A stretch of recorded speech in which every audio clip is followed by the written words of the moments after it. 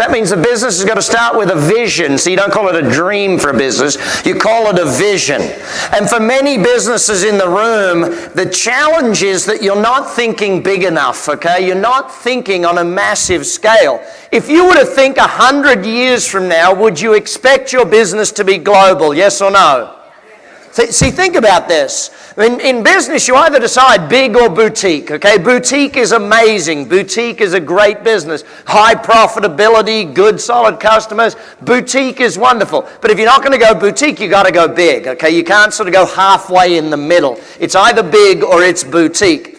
And having the vision for business, and like Travis talked about a few years ago, having a vision for your life, as a bucket list, or as I call them, dreams for your life, is a very important starting point. Now, why is it important?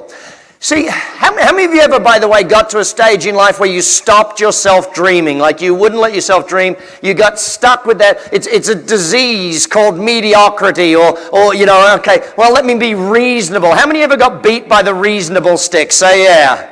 It's like the reasonable stick in business is one of the killers of business. Because the moment you go reasonable in business, you try and hit status quo. And we all know a business is either what? Growing or dying. So we got to be focused on the growth of our business. But to do that, we got to be focused on the growth of ourselves. How many ever realized a business grows to the owner's level of incompetence? Say yeah. See, the moment you run out of ideas, the moment you run out of ability, the moment you run out of skills, the business runs out of that. And especially if you're not doing that thing of hiring people better than yourself. Ultimately, Henry Ford was right. The smartest person in the room is the people that hire people smarter than themselves. Always be looking to do that. Get over that need to be the smartest person in your own business. I've always said, if you're the smartest person in the room, you're in the wrong room. Got to be in a room where there's people smarter than you that you can learn from, not everyone that you have to teach type thing. And especially true in business. If you are not hiring people better than you, you're going to have to work harder. The better that you hire, the less work you get to do. So is a vision important when it comes to hiring great people, yes or no? Because what's a vision's job? To enroll and inspire. What are the two words? To enroll and so if we enroll and inspire people to do that, we got to be going somewhere amazing. We got to be going somewhere that's fantastic. You cannot lead people on a journey if the journey isn't going somewhere they want to go. So you got to give them somewhere to go. And the same is true for you in your life. See, for you in your life, you've got to have the dreams. You've got to know where you're going in order to be inspired and enrolled in your own life. How many of you ever hit a plateau point in life at some point in time? Like you plateaued out. Say yeah? Okay, I can raise my hands many times because there's times when you achieve your goals and you go, well, what's next? I don't know. But I'm pretty comfortable here. And you get that like fat and happy feeling in your business, and then it stops growing, so it starts dying type thing.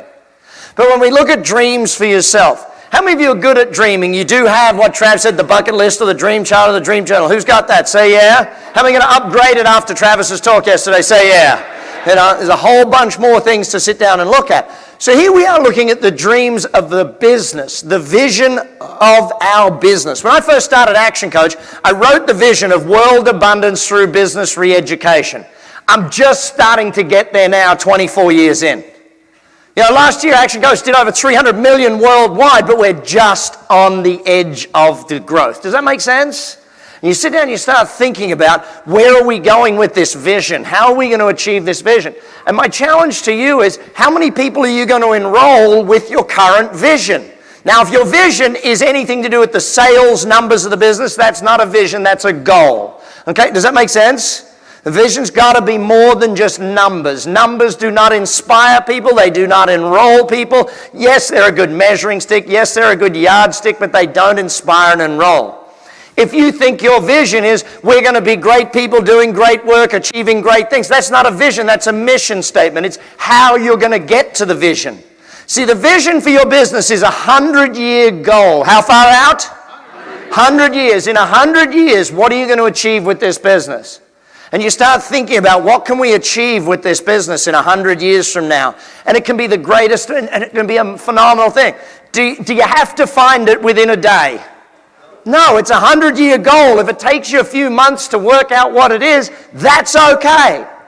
And you don't have to consult with all of your staff to go, what do you think our goal should be? You can get feedback, but you're the owner of the business. You need to come up with the goal. Does that make sense? Okay?